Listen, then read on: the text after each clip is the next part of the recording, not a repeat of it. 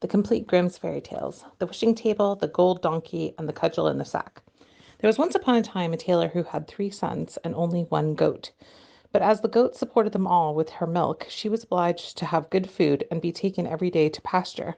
The sons did this in turn. Once the eldest took her to let her eat and run about. At night, when it was time to go home, he asked, Goat, have you had enough? And the goat answered, I have eaten so much, not a leaf more I'll touch. Meh, meh. Come home then, the youth said, and took hold of her cord around her neck and led her to the stable and tied her up securely. Well, said the old tailor, has the goat had as much as she ought to have? Oh, answered the son, she has eaten so much, not a leaf more she'll touch. But the father wished to satisfy himself and went to the stable and stroked the dear animal and asked, Goat, are you satisfied? And the goat answered, How should I be satisfied among the ditches I leap about, found no leaf, so went without. Meh, meh. What do I hear? Cried the tailor, and ran upstairs, said to the youth. You liar, he said, the goat had had enough, and I have let her hunger. In his anger, he took a yard measure from the wall and drove him out with blows. The next day, it was the turn of the second son, who sought a place in the fence in the garden where nothing but good herbs grew, and the goat gobbled them all up. And at night he wanted to go home, and he asked the goat, Are you satisfied? And the goat answered, I have eaten so much, not a leaf more I'll touch. Meh, meh. Come home then, said the youth, and led her home and tied her to the stable. Well, said the old tailor, has the goat had as much as she ought to have? Oh, answered the son, she has eaten so much that not more a leaf she'll touch. And the tailor went out to rely on this, and went down to the stable and said, Goat, have you had enough? And the goat answered, How should I be satisfied? Among the ditches I leapt about, found no leaf, so went without. Meh, meh. The godless wretch, cried the tailor, to let such a good animal go hungry. And so he ran up and drove the youth out of the doors with his yard measure. Now came the turn of the third son, who wanted to do his duty well, and sought out some bushes with the finest leaves, and let the goat devour them. In the evening he wanted to go home, and he said, Goat, have you had enough? And the goat answered, I have eaten so much, not more a leaf I'll touch. Meh, meh. Come home then, the youth said, and led her to the stable and tied her up. Well, said the old tailor, has the goat had her fill of share of food? She's eaten so much, not more a leaf she'll touch. The tailor was distrustful and went down to the goat and said, Goat, have you had enough? And the wicked beast answered, How should I be satisfied? Among the ditches I leapt about, found no leaf, so went without. Meh, meh. Oh, that brood of liars, cried the tailor, each as wicked and forgetful of his duty as the other.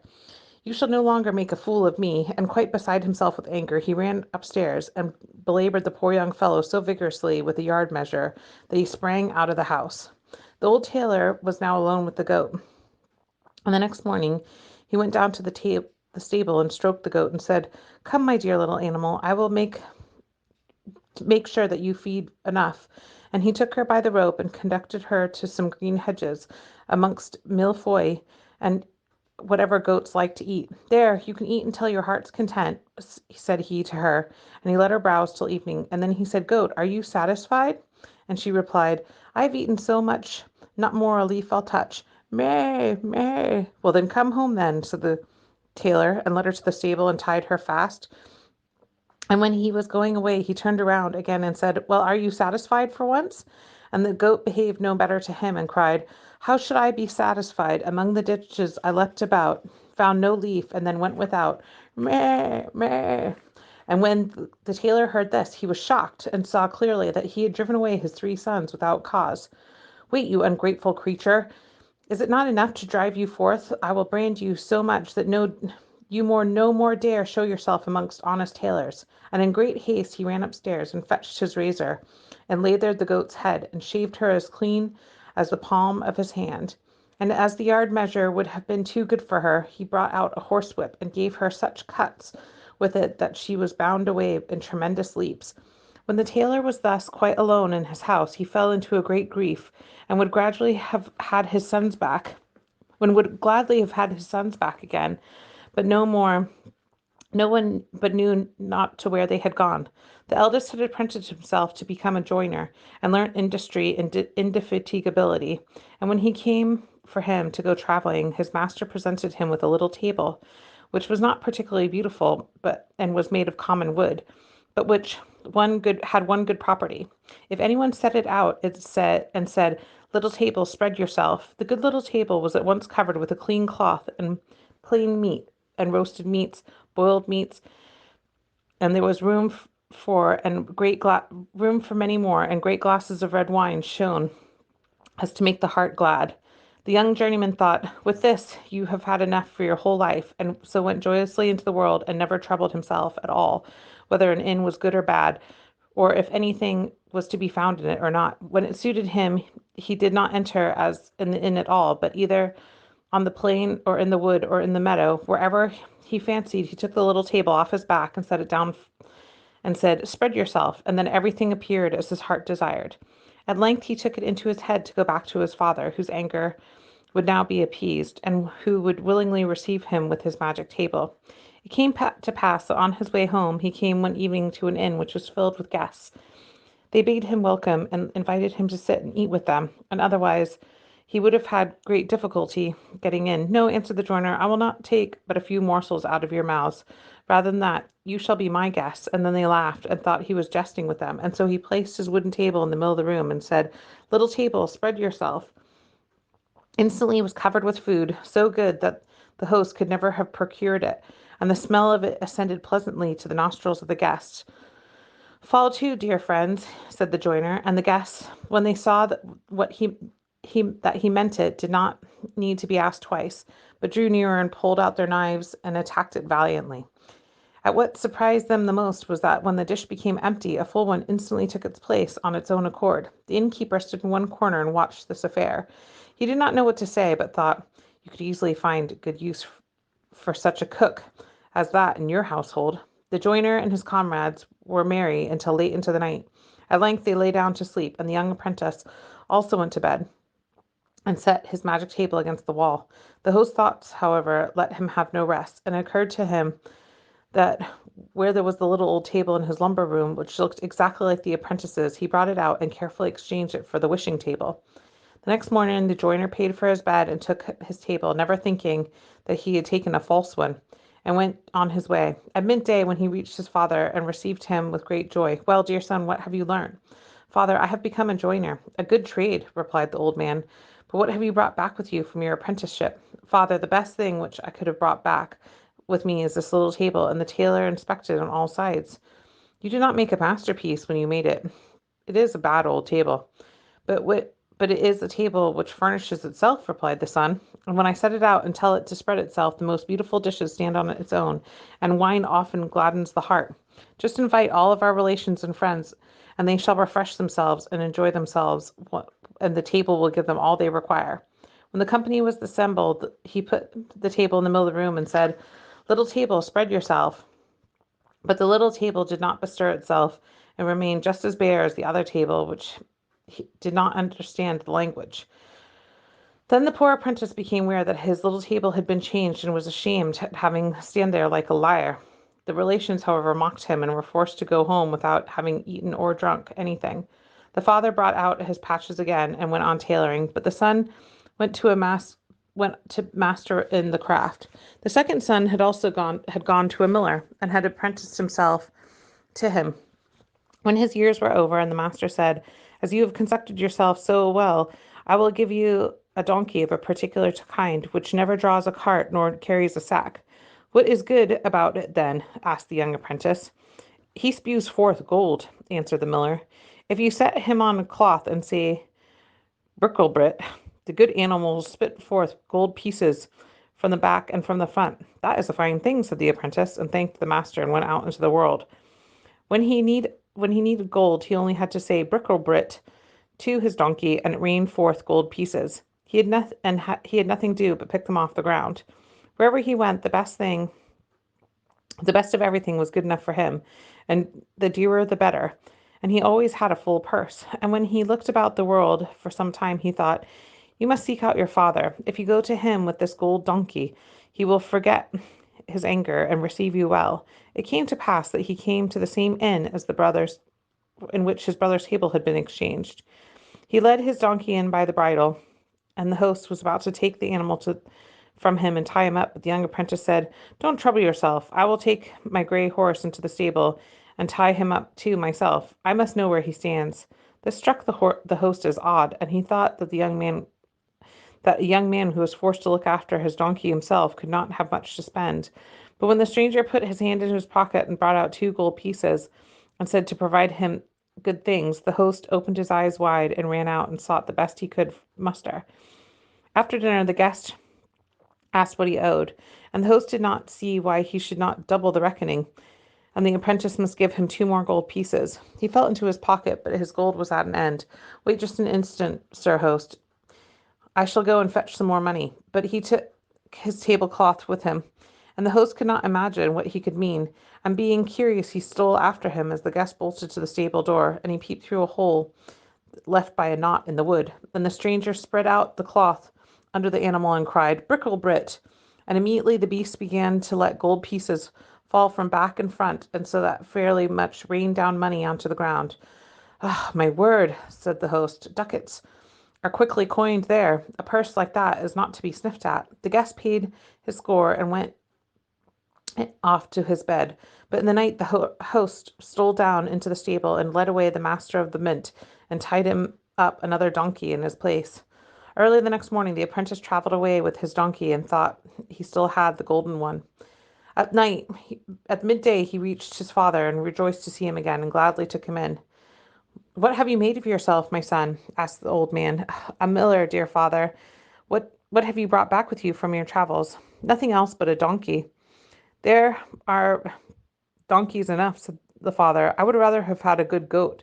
"Yes," replied the son, "but this is no common donkey. It is a gold donkey, and when you say Bricklebrit, the good beast spews forth a whole sheetload of gold pieces. And just summon our relations hither, and I will make them rich folks." "That suits me well," said the tailor, "for then I shall have no more need to torment myself any longer with the needle." And he ran out and called his relations together. As soon as they were assembled, the miller made them spread out the cloth and brought the donkey into the room. "Now watch," she said, "Bricklebrit." But what fell were not gold pieces, and it was clear the animal knew nothing of the art, for every donkey does not attain such perfection.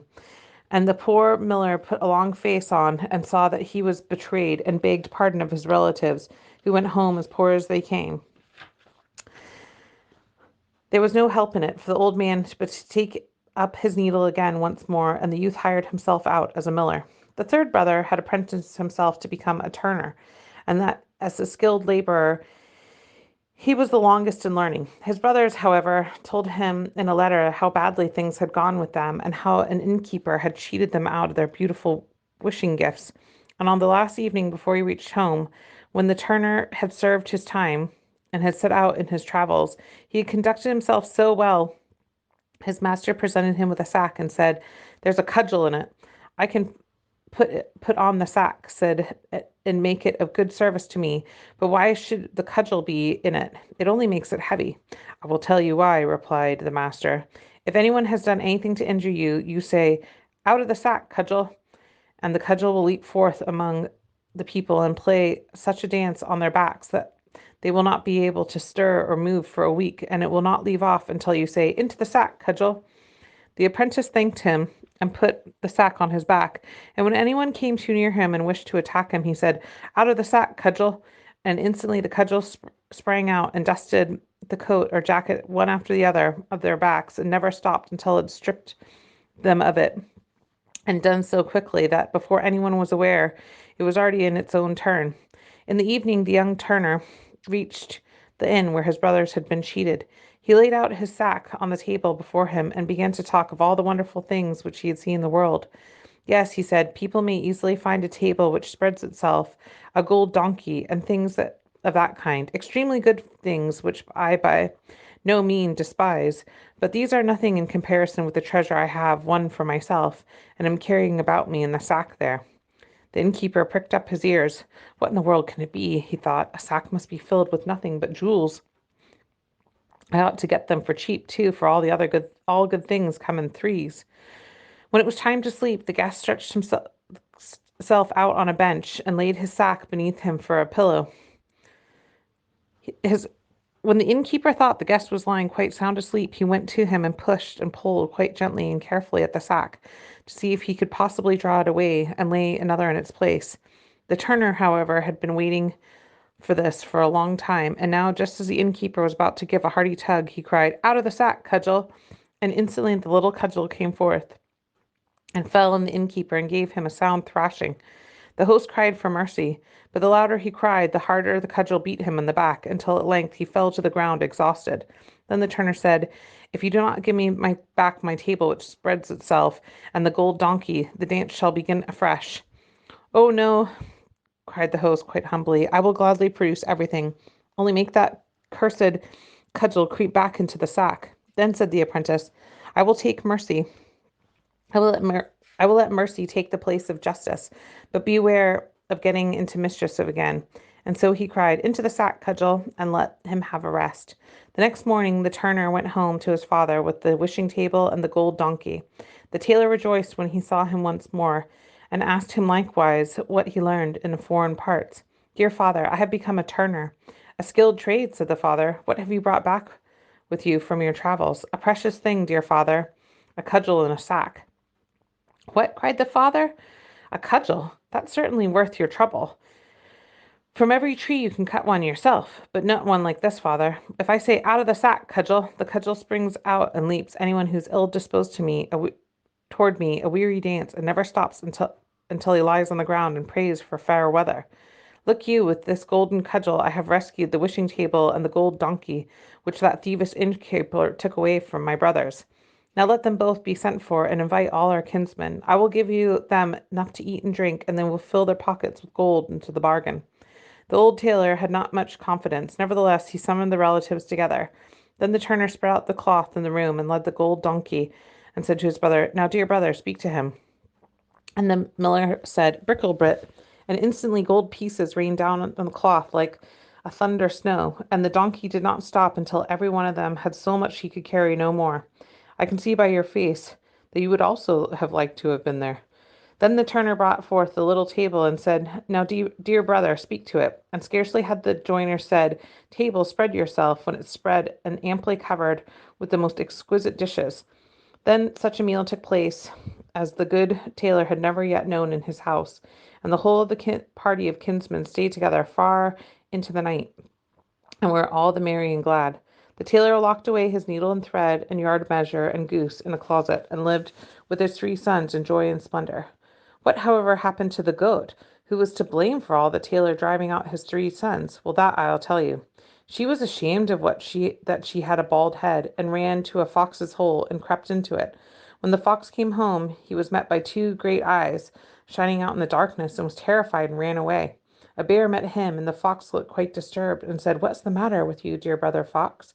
Why do you look like that?"